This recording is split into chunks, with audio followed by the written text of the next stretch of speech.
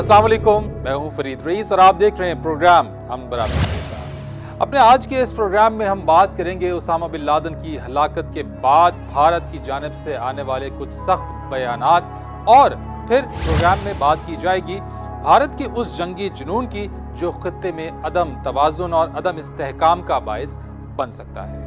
भारतीय मीडिया जो टीवी बिलखुसूस है, अखबारात की हमने बात की, टीवी क्या कहता है और टीवी भी कुछ कम नहीं है। इसमें पाकिस्तान दुश्मनी के हवाले से क्या कुछ मनाजर दिखाए और क्या कुछ कहा गया, आइए आपको दिखाते हैं इस रिपोर्ट में।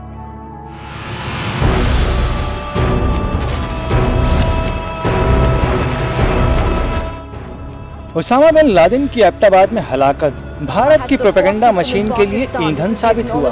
हस्ब रिवायत अमेरिका के कंधे पर चढ़कर पाकिस्तान के खिलाफ हरदा सिराई शुरू हो गई। भारतीय मीडिया का चेहरा फिर से बेनकाब हुआ, जिसे उसामा ऑपरेशन के बहाने पाक अमेरिका कशीदगी बढ़ाने का बेहतरीन मौका हाथ आया। भारतीय मीडिया की अहमकाना सनसनीखेजी का ये आलम है कि अमेरिकी मीडिया से भी पहले उसामा की मैयत की तस्वीर दिखा डाली, जो बाद में जाली साबित हो गई। इस तस्वीर में फोटोशॉप की करिश्मा सादी को पहचानने के लिए किसी का बिल गेट्स होना जरूरी नहीं। दूसरी तरफ अमन की नाम निहाद पुजारन बरखा दत्त बेबुनियाद तज्जियों के साथ तीर बरसाती रहीं।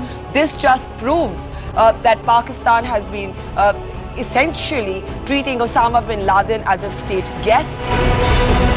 टाइम्स नाउ के अर्नब गोस्वामी ने कश्मीरी मुजाहिदीन के उसामा कंपाउंड से डांडे मिलाने की कोशिश करते हुए तहरीक आज़ादी के खिलाफ दिल के फपूले फोड़े।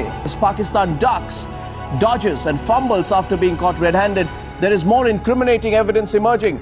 The most glaring of it all is the house where Osama bin Laden lived, believed to be owned by none other than the Pakistan-backed and the ISI-funded Hizbul Mujahid.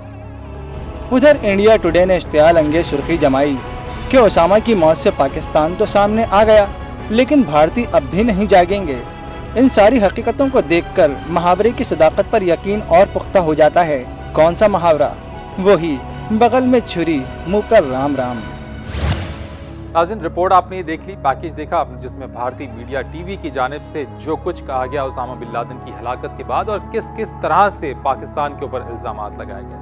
Bharat के जंगी जुनून और भारतीय मीडिया के इंतहा पसंदाना रवैये पर हम बात करेंगे सीनियर तज्जियाकार सलीम बुखारी से, जो हमारे साथ मौजूद हैं। बहुत शुक्रिया सलीम बुखारी साहब हमें ज्वाइन करने के लिए। सबसे पहले आप ये बताइएगा कि पाक भारत दोस्ती की बातें तो हो रही हैं, बातचीत का अमल भी कुछ आगे शुरू हुआ है, लेकिन जो भारतीय मीडिया का बड़ा हिस्सा है वो पाकिस्तान की मुखालफत में हर हद को अबूर कर जाता है।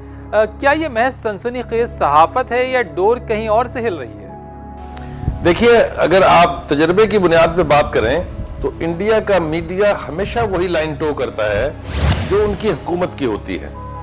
हमने माजी में भी कई दफ़ा इसका तजर्बा किया है और ये बात बिल्कुल तय है कि भारतीय सहाफत, भारतीय मीडिया, चाहे वो प्रिंट मीडिया हो चाहे इलेक्ट्रॉनिक मीडिया हो, वो वही तराना गाता है जो उन्हें फीड किया जाता है। लिहाजा इसे ये समझ लेना कि शायद ये मीडिया की अपनी तरफ से कोई इनिशिएटिव है, ये गलत बात होगी। पहले भी हमने 3 जंगें लड़ी हैं भारत के साथ, तीनों दफा भारत ने हम पे हमला किया था, लेकिन उसके मीडिया ने हमेशा इसे इस तरह से प्रोजेक्ट किया जैसे भारत जो है उसके ऊपर बहुत जुल्म और ज्यादती हो गई और पाकिस्तान ने उस पर हमला कर दिया। ये हमेशा से भारतीय मीडिया का रवैया रहा है और आज भी हम देख रहे हैं कि पूरी दुनिया में जिस तरह से आर्म्स बाइंग स्प्री पर है भारत, इसके बावजूद उसका मीडिया एक इतना बड़ा हवा खड़ा कर रहा है पाकिस्तान का और चीन का, और उसकी फौजी क़यादत जो है वो उन मीडिया से भी आगे है। आपको याद होगा कि भारतीय मुसल्लह अफवाज के आर्मी चीफ साहब ने एक बयान दिया था अभी हाल ही में, 2 महीने पहले, कि भारत की फौज अब इतनी ताकतवर है कि वो एक साथ चीन और पाकिस्तान दोनों को शिकस्त दे सकती है। सलीम बुखारी साहब, भारतीय जो मीडिया हो या फिल्में, फौज और फौजियों को हीरो बनाकर हमेशा जो पेश किया जाता है, जाहिर इन फिल्मों में विलन पाकिस्तानी होते हैं। बर्र-ए-सग़ीर जैसे हसास खत्ते में ये रवैया किस हद तक खतरनाक है?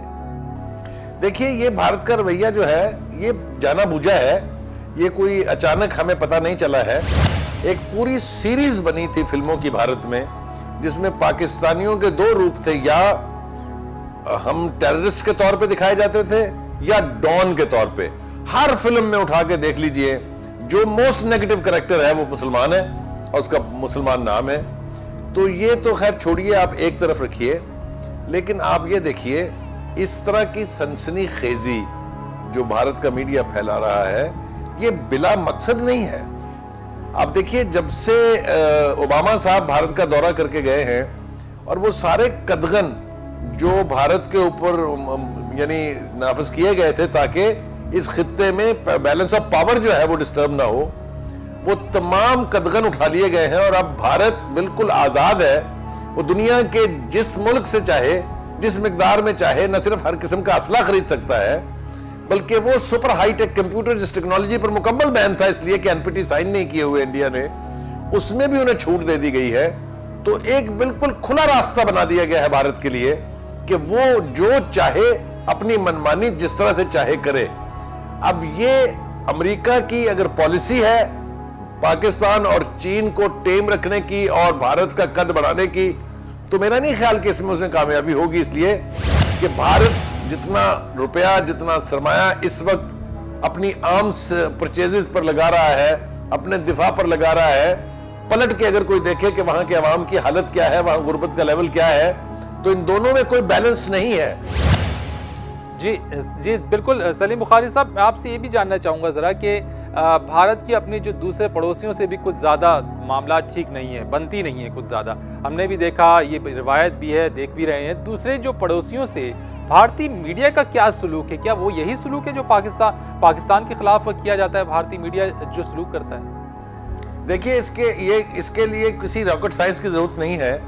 सार्क जैसा प्लेटफॉर्म जो है वो सिर्फ इसलिए कामयाब नहीं हुआ कि भारत का रवैया जो है, एक तो वही चौधरीयाना रवैया तो खैर है ही, लेकिन चूंकि इस पूरे खित्ते में उनकी किसी भी पड़ोसी के साथ नहीं बनती। आप श्रीलंका से उनके ताल्लुकात उठा के देख लीजिए तमिल इशू के ऊपर, उसके बाद आप नेपाल देख लीजिए, आप भूटान देख लीजिए, जिस भी मुल्क को आप उठाइए, बांग्लादेश देख लीजिए, और हमारे साथ तो आपको पता ही है। तो तमाम पड़ोसियों के साथ उसका रवैया जो है वो ऐसा है जिसकी वजह से कोई पड़ोसी भी तवक्को नहीं रखता भारत की तरफ से खैर की। अच्छा बुखारी साहब, ये तो बात हो गई ताल्लुकात की भारत के अपने पड़ोसियों से, लेकिन एक तरफ भारत की अगर हम देखें और हम स्टैट्स भी देखें, फिगर्स भी देखें, रिपोर्ट्स भी देखें, तो भारत हथियारों के अंबार लगा रहा है। दूसरी जानिब भारतीय मीडिया जहर उगलने का कोई भी मौका हाथ से नहीं जाने देता। ज्यादा बड़ा खतरा कौन सा है? देखिए, ये दोनों एक साथ साथ चलते हैं। मीडिया की सनसनीखेजी अपनी जगह, लेकिन भारत की जो सोच है, भारत की लीडरशिप जिस तरह हिंदू एक्सट्रीमिस्ट एलिमेंट्स की सोच के तहत चलती है, दोनों ही खतरनाक हैं। मीडिया जो है उसको तो शायद किसी हद तक काउंटर करना मुमकिन है, लेकिन जो उसके पीछे भारत की हिंदुआना सोच है वो मेरे ख्याल से ज्यादा खतरनाक है। लेकिन पाकिस्तान को भी अब ये चाहिए कि वो इन दोनों ही महाज पर अगर एग्रेसिव नहीं तो कम से कम डिफेंसिव इस हद तक पॉलिसी जरूर अपनाए, और पाकिस्तान के मीडिया को भी चाहिए कि वो भारत की इस सनसनीखेजी जो है इसका इफेक्टिव जवाब दे। सलीम बुखारी साहब, बहुत शुक्रिया, आपने वक्त निकाला, अपना तज्जिया हमारे साथ शेयर किया। नाज़रीन, हम बात कर रहे थे सलीम बुखारी से, तज्जिया ले रहे थे ना सिर्फ उसामा बिन लादेन की पाकिस्तान में हलाकत के बाद भारतीय मीडिया की जो जहर उगलने का सिलसिला है वो, बल्कि जो भारत के जंगी जुनून है उस पर भी हम मजीद बात करेंगे, लेकिन एक ब्रेक के